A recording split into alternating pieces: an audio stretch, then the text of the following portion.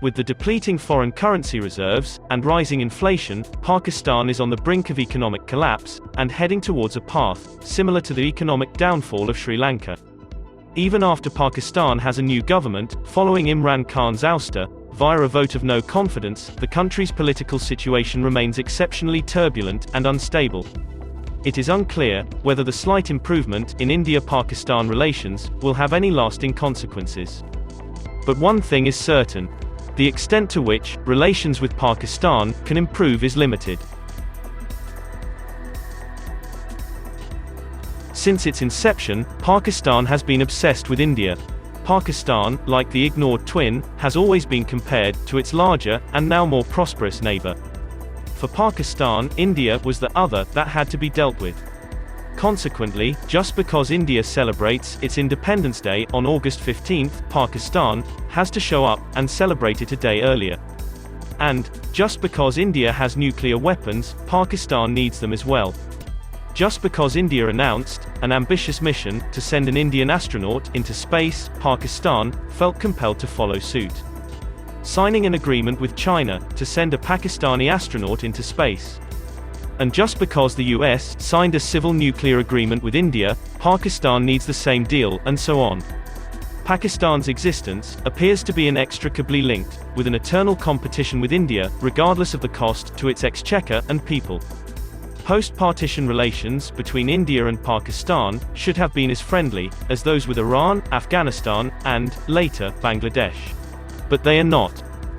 Since its inception in 1947, Pakistan has waged war on India and driven devastating murderous religious wars in India. The massive growing power disparity between India and Pakistan will keep the neighboring country insecure. And this insecurity will drive its efforts to continue to counter India. And those who believe that Pakistan has legitimate grievances against India say that the Indo-Pak conflict is the result of Indian bullying and imperialism, and that resolving the Kashmir issue would bring peace. Then, this is entirely false. There is no doubt about it that Pakistan has been waging jihad against India since its independence, and will continue to do so indefinitely. The Islamic Republic would not lay down its arms if Kashmir was resolved to Pakistan's satisfaction. Its military would not leave the stage, and its vast jihadi cadre would not disband. Instead, it would be interpreted as a victory for the Mujahideen over the Hindus, as well as a validation of Pakistan's ambitions, perseverance, and methods. Pakistan's current mess stems from decades of risky policy decisions.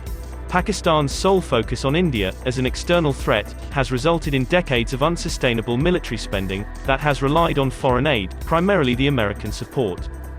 This competition has additional negative consequences for Pakistan. For example, it employs terrorism as a grand strategy as a result of its relative weakness.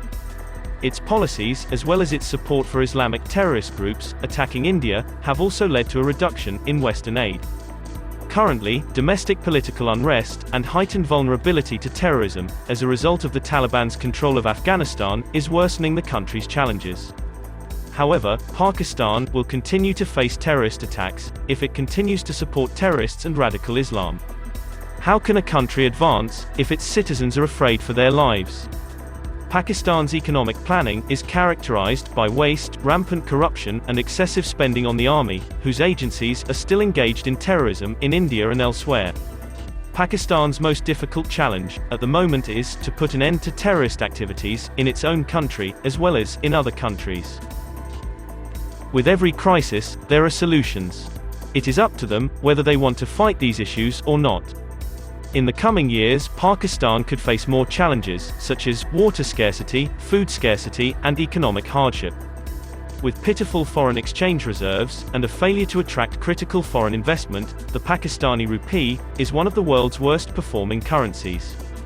To service its external debt, the government will have to pay billions to foreign creditors over the next fiscal year.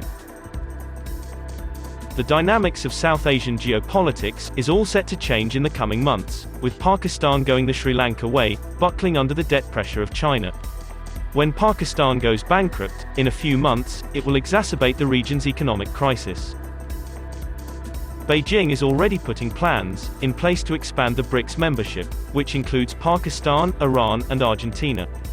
China, as BRICS chair, could seek to include South Asian countries that have gone bankrupt and inject funds into their economies through the new development bank. And if the Russia-Ukraine crisis persists, smaller South Asian economies may succumb to China's debt trap pressure.